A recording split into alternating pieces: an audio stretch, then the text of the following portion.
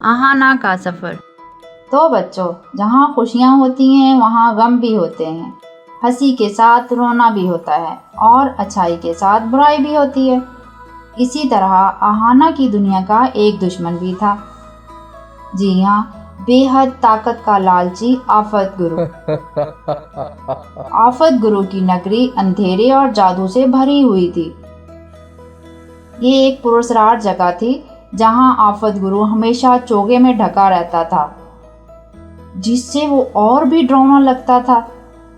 तो बच्चों, अगर कोई वहाँ जाता तो वापस ना आता, बल्कि लोग इस दुनिया को दूर से ही देखते तो खौफजदा हो जाते थे।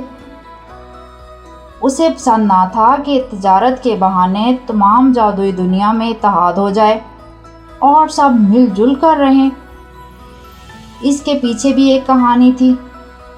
हुआ कुछ यूँ था कि एक गुलस्तार गोलू था। गुलस्तार छोटी सी बिल्ली की तरह के होते हैं। इनकी आंखें चमकदार और नरम नरम बाल होते हैं। ये सितारों की धूल को इकट्ठा करने में माहिर होते हैं। इन सितारों की धूल से वो मसलसल चमकने वाली टोपियां बनाते थे। एक दिन गोलू अपनी टोपी पहने आफत गुरु के जंगल में रास्ता भूलकर चला जाता है।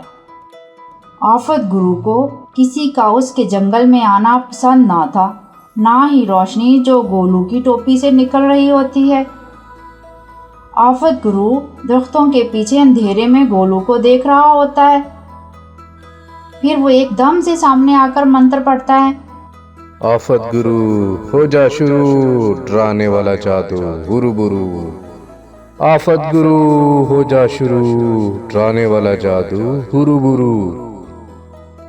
मंत्र सुनते ही गोलू अपने होश में नहीं रहता और वापस चल पड़ता है। जादू का असर ये था कि अब गोलू सितारों की चमकती धूल इकट्ठा करने की बजाय उसे ज़ाया करने लग जाता है। जब गोलू के दोस्त ये देखते हैं तो वो परेशान हो जाते हैं और फौरन आहाना की दुनिया में लगने वाले बहुत बड़े बाजार में ले आते हैं। यहाँ जादू का तोड़ करने वालों की दुकानें भी थीं, पर आफत गुरु कोई मामूली जादूगर ना था। उसके जादू को तोड़ने के लिए जो सामान चाहिए था वो बहुत महंगा और आसानी से मिलने वाला भी ना था।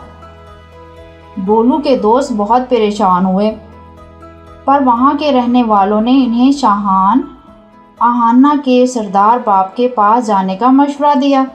शाहान ने सबकी बात सुनी और मदद करने का ऐलान कर दिया। शाहान ने अपने मुलाजमों को सामान की तलाश में कई जहानों में भेज दिया। खुशकिस्मती से एक मुलाजिम को जादू के तोड़ का सब सामान मिल गया और बाजार के एक जादूगर ने आफत गुरु का तोड़ कर दिया।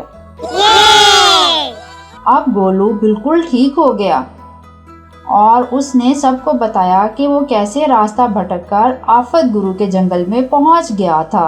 बच्चों, आफत गुरु भी बेखबर ना था। उसके जादुई गुलामों ने उसे फौरन इस बात की खबर दे दी।